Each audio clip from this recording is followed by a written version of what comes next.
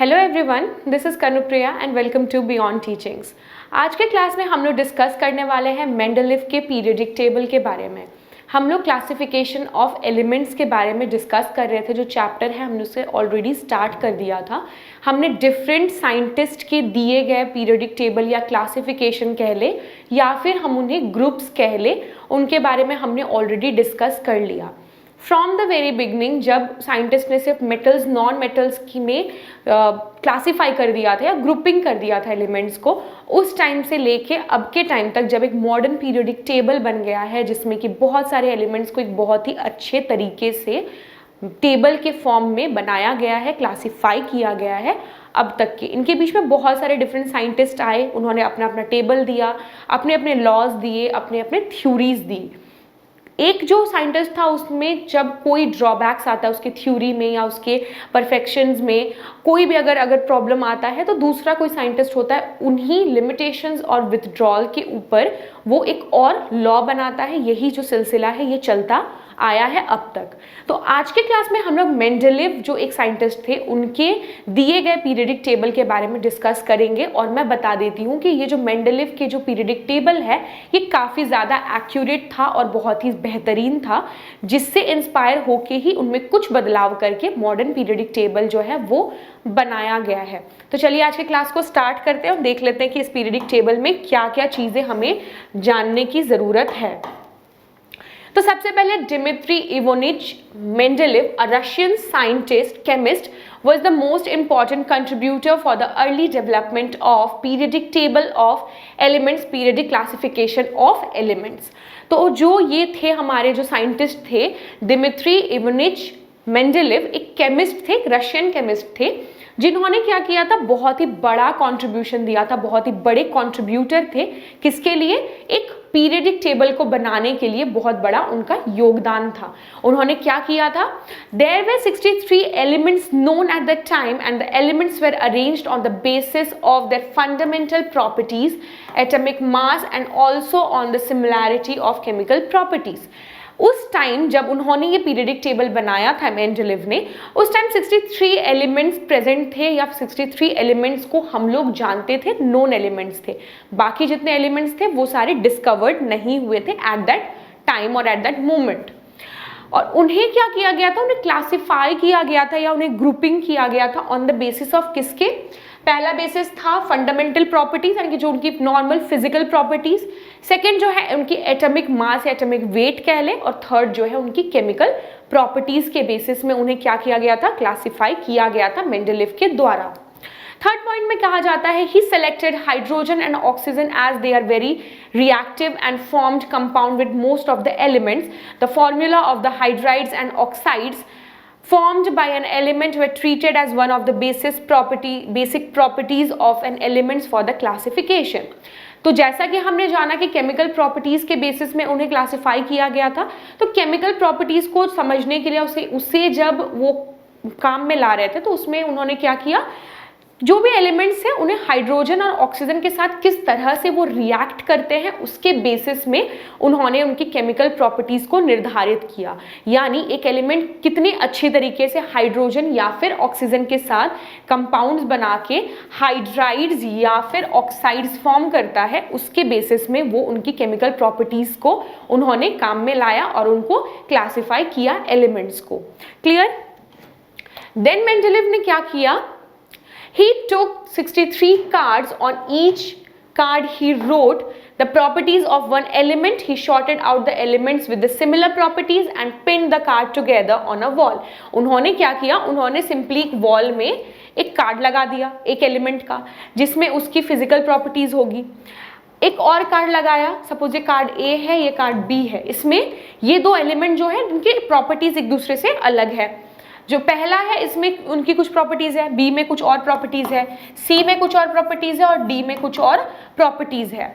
अब ये 3-4 एलिमेंट्स उन्होंने लगा दिए।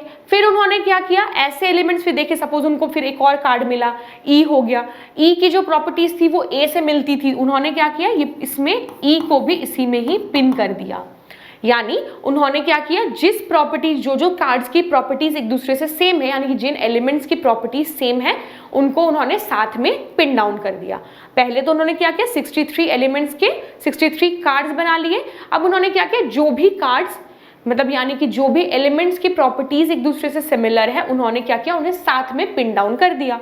एट द एंड जो भी साथ में पिन डाउन थे उन्होंने उनको क्या किया, एक एक रो में डाल दिया और एक एक रो में उन्हें सजा दिया, जिससे वो एक टेबल के फॉर्म में बन गया। इस तरह से इनका ये प्रोसेस था। He observe that most of the elements got a place in the periodic table. ये करने से उन्हें क्या हुआ, जो मोस्ट ऑफ द एलिमेंट्स थे उन्होंने पीरियडिक टेबल में अपनी स्थान प्राप्त कर लिया, यानी कि उनकी प्रॉपर्टीज जो थी काफी ज्यादा सिमिलर थी। सिमिलर प्रॉपर्टीज वाले जो एलिमेंट्स थे वो उनको एक साथ करके उन्होंने रख दिया और डिफरेंट सेट ऑफ ग्रुपिंग बना दिया। Clear? It was also observed that there occur a periodic reoccurrence of elements with similar physical and chemical properties. On this basis, Mendeleev formulated a periodic law. यानी उन्होंने एक और चीज observe की। उन्होंने क्या ऑब्जर्व किया कि ऐसे एलिमेंट्स जो होंगे, कुछ एलिमेंट्स ऐसे होंगे जिनकी प्रॉपर्टीज एक दूसरे से सिमिलर होगी, यानी कि वो जो प्रॉपर्टीज होगी, यानी हर एलिमेंट की प्रॉपर्टीज अलग नहीं होगी। अगर 63 एलिमेंट्स है तो 63 एलिमेंट्स की प्रॉपर्टीज 63 डिफरेंट प्रॉपर्टीज नहीं होगी। ऐसे एलिमेंट्स होंगे जिनकी प्रॉपर्टीज एक दूसरे से सिमिलर होगी और वो रीअकर होंगे, यानी कि एक एलिमेंट है, इसकी प्रॉपर्टीज जो है उसकी सिमिलर होगी उसके दूसरे एक और एलिमेंट के, तो उनको क्या किया, उन्होंने ग्रुप में कर दिया और इन्होंने इसी जो पूरे थ्योरी के ऊपर एक पीरियडिक लॉ उन्होंने बनाया। ये पीरियडिक लॉ क्या कहता था? It states that the properties of elements are the periodic function of their atomic mass. Periodic function of their atomic mass का मतलब है ये जो एलिमेंट्स थे अपने एटॉमिक मास के वजह से या उनके मास के इफेक्ट के वजह से जो एलिमेंट्स थे उनकी फिजिकल और केमिकल प्रॉपर्टीज काफ़ी ज़्यादा सिमिलर थी। इसी थ्योरी को हम लोग क्या बोलते हैं? लॉ ऑफ पीरियोडिसिटी या फिर periodic law given by Mendeleev. Clear? ये था पूरा मेंडेलीव का प्रोसेस और मेंडेलीव ने किस तरह से उनको ग्रुपिंग किया था एलिमेंट्स को, ये इसके बारे में पूरा डिस्कशन था। इसके बाद जो फीचर्स हम डिस्कस करेंगे, यानी जो कैरेक्टरिस्टिक्स थे मेंडेलीव पीरियडिक टेबल के, पीरियडिक टेबल बना कैसे था, उसमें क्या क्या चीज़ें थी जो हमें जानने की ज़रूरत है या इम्पॉर्टेंट है। तो सबसे पहला पॉइंट है, this table contain 8 vertical columns called groups and 6 horizontal rows called periods। यानी 8 वर्टिकल कॉलम्स थे, इस तरह से वर्टिकल कॉलम्स 8 थे और हॉरिजेंटल रोज जो थे वो 6 थे। क्लियर? रो जो वर्टिकल कॉलम्स यानी कि जो स्ट्रेट कॉलम्स 8 थे और नीचे की तरफ से जो इस तरह से जाते हैं हॉरिजेंटल जो होंगे रोज जो थे वो कितने थे? 6 थे। इसका पीरियडिक टेबल मैं दिखा देती हूँ। ये था मेंडेलीव का पीरियडिक टेबल। इसमें आप देख सकते हैं कि 8 कॉलम्स हैं, आपके वर्टिकल कॉलम्स हैं और यहाँ पे आप देख सकते हैं कि 1 2 3 4 5 6 जो उसके कॉलम्स है, यानी कि हॉरिजेंटल कॉलम्स जिसे उन्होंने क्या कहा था? उन्होंने इसे कहा था पीरियड्स और जो वर्टिकल थे उन्होंने कहा था ग्रुप्स। क्लियर? यानी इसमें आप डायग्राम में देख सकते हैं ये जो है आपके ग्रुप्स है, ये जो सीधा है ये ग्रुप्स है और ये जो है आपके ये कॉलम्स है। क्लियर? ये सबसे पहला इंपॉर्टेंट चीज है। देन है क्या? In his table Mendeleev left gap for the elements not discovered at that time. अब देखिए इसमें क्या हुआ, जो आपके दूसरे साइंटिस्ट थे उन्होंने क्या किया था? उन्होंने ये प्रिडिक्ट कर लिया था कि इतने ही एलिमेंट्स हैं। जैसा कि हमने प्रीवियस क्लास में जाना, जो न्यूलैंड्स थे उन्होंने क्या किया था? उन्होंने ये गलतफहमी उनके अंदर थी कि 56 एलिमेंट्स उस टाइम पे थे तो और एक्स्ट्रा एलिमेंट्स नहीं डिस्कवर होंगे और एक्स्ट्रा एलिमेंट्स नहीं एग्जिस्ट करते हैं। लेकिन मेंडेलीव ने वो गलती नहीं की। उन्होंने क्या किया? उन्होंने उनके लिए भी प्लेस छोड़ दिया, उनके लिए जगह छोड़ दी। उन्होंने ये सोचा कि अब आगे जो भी एलिमेंट्स डिस्कवर होंगे उनके लिए मैं अलग अलग स्पेस रख देता हूं ताकि वो आएंगे तो उन्हें उस प्लेस में डाल दिया जाएगा। ये उनका बहुत ही इंटेलिजेंट और बहुत ही राइट डिसीजन था। He named such element by prefixing the Sanskrit numerical एका 1 DV2 और ट्राई 3। उन्होंने क्या किया? इन एलिमेंट्स का जो नाम था जो डिस्कवर्ड नहीं थे उस टाइम पे, उन्होंने क्या किया? उनके नाम के आगे, यानी कि जो उनसे पहले जो एलिमेंट्स वहां पे प्रेजेंट है, जैसे कि अगर सपोज आप सोच लीजिए एक एलिमेंट ए है, वो डिस्कवर्ड नहीं हुआ है, तो वो क्या करेंगे, इस एलिमेंट से पहले जो एलिमेंट होगा उस एलिमेंट का नाम उससे पहले इक्का डाल देंगे या फिर डीवी डाल देंगे या फिर ट्राई डाल देंगे। इस तरह से उन्होंने करके उनके नाम प्रिडिक्ट करके उनको रख दिया, ताकि जब वो एलिमेंट्स डिस्कवर हो तो उनको उस प्लेस में डाल दिया जाएगा। क्लियर? एग्जाम्पल देख लीजिए, जैसे इक्का बोरोन, बोरोन के बाद एक और एलिमेंट आने वाला है, बोरोन के बाद वो एलिमेंट को प्लेस किया जाएगा, तो इसीलिए उसका नाम क्या डाल दिया कि उसका नाम उन्हें पता नहीं है, वो एलिमेंट डिस्कवर हुआ नहीं है, तो उन्होंने क्या किया, बोरोन उससे पहले है उस एलिमेंट के, इसीलिए बोरोन से पहले इक्का डाल दिया, यानी एक पहले बोरोन के एक बाद में, मतलब उसके जस्ट बाद में वो एलिमेंट आएगा, इसीलिए इक्का बोरोन या फिर इक्का एल्यूमिनियम या फिर इक्का सिलिकॉन, इस तरह से नाम उन्होंने डाल दिया, जो कि डिस्कवरी के बाद ये एलिमेंट्स का नाम क्या हो गया, स्कैंडियम, गैलियम या फिर जर्मेनियम। यानी जो इक्का बोरोन था ये डिस्कवर नहीं हुआ, इसलिए इक्का बोरोन था, लेकिन जैसे ही वो डिस्कवर हो गया इसका नाम स्कैंडियम हो गया, इक्का एल्यूमिनियम का नाम हो गया गैलियम और इक्का सिलिकॉन का नाम हो गया जर्मेनियम। इस तरह से उन्होंने क्लासिफाई किया, जिससे कि बहुत ही सही तरीके से क्लासिफिकेशन या ग्रुपिंग की गई थी। अब आगे देखते हैं, he also predicted the atomic mass and properties of several elements that were not known at the time। अब देखिए उनका एक और बहुत ही इंटेलिजेंट कह ले हम, उनका एक डिसीजन था या फिर उनका थ्योरी था। उन्होंने क्या किया, ऐसे एलिमेंट्स जो उस टाइम डिस्कवर नहीं हुए थे उनकी भी एटॉमिक मास और प्रॉपर्टीज को उन्होंने प्रिडिक्ट किया था। उन्होंने ये प्रिडिक्ट कर लिया था, उन्हें भविष्यवाणी की थी कि ये जो एलिमेंट्स जो डिस्कवर इस जगह पे अगर डिस्कवर होंगे उनको इस स्लॉट में रखा जाएगा और उनकी प्रॉपर्टीज ये होगी और उनकी मास ये होगी। उन्होंने ये चीज प्रिडिक्ट कर लिया था पहले ही। Elements like scandium, gallium and germanium have properties similar to those predicted by Mendeleev. यानी कि मेंडेलीव ने, जैसे कि उन्होंने इक्का बोरोन, इक्का एल्यूमिनियम एंड इक्का सिलिकॉन उन्होंने पहले ही बना दिया था और उनने उनकी प्रॉपर्टीज को प्रिडिक्ट किया था और वो प्रिडिक्शन जो उनका था बहुत ही सही था। जब ये एलिमेंट्स डिस्कवर हुए इनकी प्रॉपर्टीज जैसी थी, वो प्रॉपर्टीज बिल्कुल ही सेम थी, अप्रॉक्सीमेटली सेम थी कह लेते हैं मेंडेलीव के प्रिडिक्शन से। मेंडेलीव ने जो प्रिडिक्ट किया था कि एलिमेंट्स के केमिकल और फिजिकल प्रॉपर्टीज इस तरह से होंगी, वैसे ही उनका प्रॉपर्टीज उस टाइम पे निकला और उनका प्रिडिक्शन जो था बिल्कुल ही करेक्ट था। क्लियर?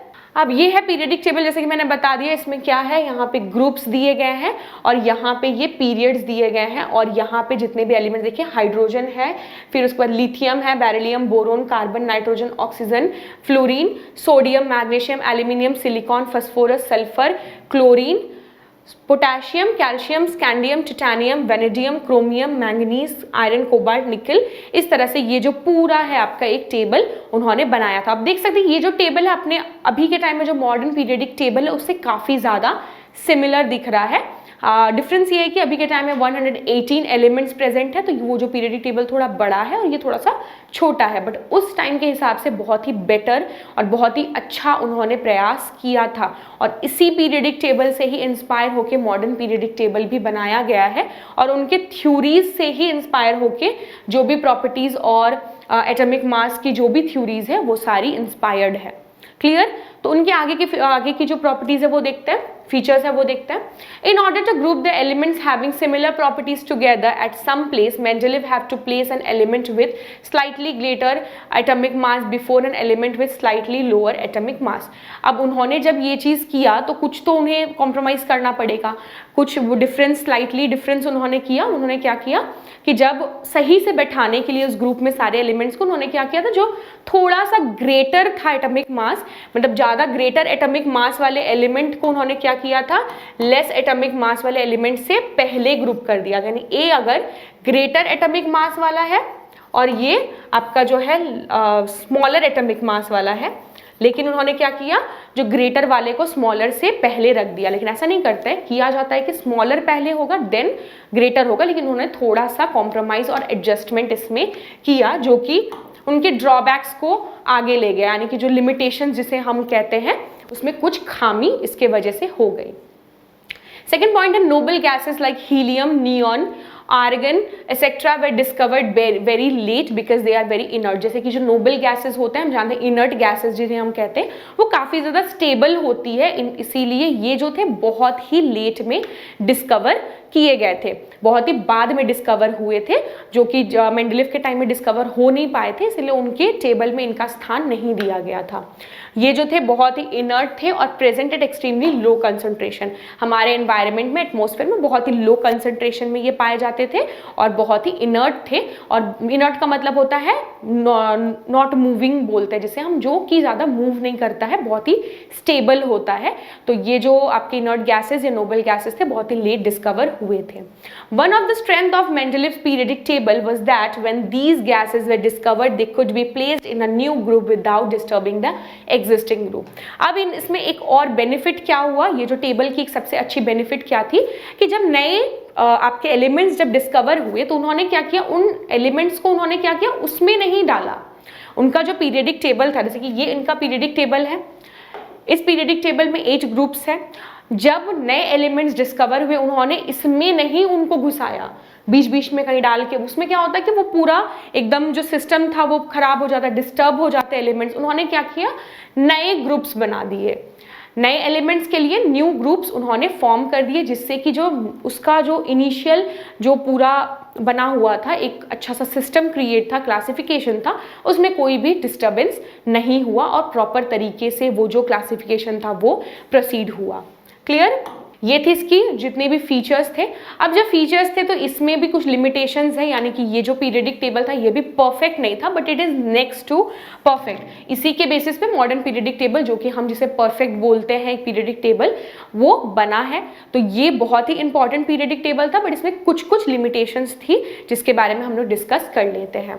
तो सबसे पहला लिमिटेशन जो था वो पोजिशन ऑफ हाइड्रोजन को लेके था। हाइड्रोजन के पोजिशन को लेके सबसे पहला उसका लिमिटेशन था। उन्होंने क्या किया था, the position of hydrogen was not fixed in the Mendeleev's periodic table, but it was kept with alkali metals। जो हाइड्रोजन का जो पोजीशन था वो पीरियडिक टेबल में फिक्स नहीं था, उन्होंने सही से हाइड्रोजन की प्रॉपर्टीज को उन्होंने माप नहीं पाए थे वो, लेकिन उन्हें किसके साथ रखा गया था, एल्कली मेटल्स के साथ उन्होंने उसको प्लेस कर दिया, लेकिन उसकी जो पोजीशन थी वो सही नहीं थी, उसे वहाँ पे नहीं रखना चाहिए था। अभी के टाइम में भी वो एल्कली मेटल्स के रो पे ही आपका प्रेजेंट है जो हाइड्रोजन है, लेकिन वो अभी भी आज के ज़माने में भी उसकी जो प्रॉपर्टीज है बहुत ज़्यादा चेंज होती है, फ्लक्चुएट होती है, किसके, हाइड्रोजन की। सेकेंड जो है लिमिटेशन वो है positions of isotopes. The placing of the two isotopes of chlorine, that is chlorine 35 and chlorine 37, having the atomic mass of 35 and 37 respectively in the same group of the periodic table, could not be explained by Mendeleev's periodic law। देखिए chlorine जो थे उसके कुछ isotopes थे, isotopes हम किसे कहते हैं, इसका एटॉमिक मास अलग होता है लेकिन उसका एटॉमिक नंबर सेम होता है। तो ये कुछ थे आपके, जैसे क्लोरीन 35 जिसका एटॉमिक मास एक का 35 है, यानी कि क्लोरीन 35 का एटॉमिक मास 35 होगा और क्लोरीन 37 का एटॉमिक मास 37 होगा, उनके नाम एटॉमिक मास से की वजह से उनका नाम है। तो ये जो आइसोट्रोप्स को उन्होंने साथ में प्लेस कर दिया था, लेकिन ये गलत है। साथ में कैसे प्लेस होगा, जब उनके एटॉमिक मास ही अलग है तो उन्हें साथ में प्लेस नहीं करना चाहिए था, लेकिन उन्होंने उसको साथ में ही प्लेस कर दिया था। ये एक और लिमिटेशन थी। थर्ड लिमिटेशन है अनसर्टेनिटी इन एटॉमिक मास, यानी कि एटॉमिक मास में जो अनसर्टेनिटी थी, यानी कि जो सही ऑर्डर में जो एटॉमिक मास को बढ़ना घटना था वो नहीं हो पा रहा था। उन्होंने क्या करते थे, जहाँ पे उनको एडजस्टमेंट थोड़ा सा करना था, वो छोटे वाले एटॉमिक मास वाले एलिमेंट से पहले बड़े वाले एटॉमिक मास को भी, मास वाले एलिमेंट को उन्होंने प्लेस किया था, जैसे कि हमने पहले डिस्कस किया। Another problem was that the atomic mass do not increase in a regular manner in going from one element to the next, so it was not possible to predict how many elements could be discovered between two elements, especially when we consider the heavier elements। देखिए यहाँ पे क्या होता था, जो atomic mass जो था वो अनसर्टेनिटी थी, यानी कि पहला जैसा एलिमेंट है इसकी एटॉमिक मास अगर 1 है, दूसरा जो है उसका एटॉमिक मास अगर 4 है, तीसरा है उसका अगर एटॉमिक मास सोच लीजिए 5 है, चौथा जो है उसका एटॉमिक मास 7 है। तो देखिए 1 और 4 के बीच में 3 का डिफरेंस है, 4 और 5 के बीच में 1 का डिफरेंस है, 5 और 7 के बीच में 2 का डिफरेंस है। इस तरह से उनका था कि वो सर्टेनिटी नहीं थी, यानी एक जो होता है ना कि दोनों के बीच में 2 का डिफरेंस, इन दोनों के बीच में 2 का डिफरेंस, इन दोनों के बीच में 2 का डिफरेंस, तो वो नहीं था। किसी दो एलिमेंट्स के बीच में अगर 2 का डिफरेंस है, किसी दो एलिमेंट्स के बीच में 4 का डिफरेंस है, इससे क्या होता था, हम लोग प्रिडिक्ट नहीं कर पाते थे कि दो एलिमेंट्स के बीच में कितने और एलिमेंट्स आ पाएंगे। तो ये एक और लिमिटेशन इस लॉ का था या इस पीरियडिक टेबल का था। और लास्टली जब placing of heavier elements before the lighter one, जैसे कि मैंने अभी बताया, लास्ट का जो आपका जो लिमिटेशन है वो क्या है, जो लाइटर एलिमेंट्स से पहले हेवियर एलिमेंट्स को उन्होंने प्लेस कर दिया था ताकि वो जो है आपका सीक्वेंस सही से फॉलो हो। जब नहीं काम चल पाता था, वो नहीं जान पा रहे थे कि क्या करना है मुझे, तो वो क्या कर रहे थे कि लाइटर एलिमेंट से पहले हेवियर एलिमेंट्स को उन्होंने प्लेस दे दिया था। बट ये चीज़ नहीं होना चाहिए था, लाइटर एलिमेंट्स हमेशा पहले आने चाहिए थे और हेवियर एलिमेंट्स जो थे वो लास्ट में आने चाहिए थे।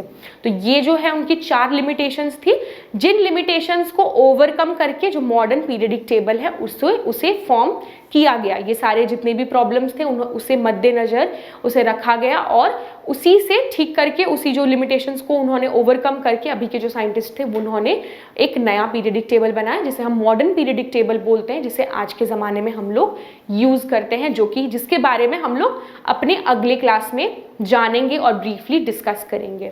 अगर वीडियो अच्छा लगा तो लाइक कर दीजिएगा। नेक्स्ट क्लास में मिलेंगे, तब तक के लिए take care and good bye.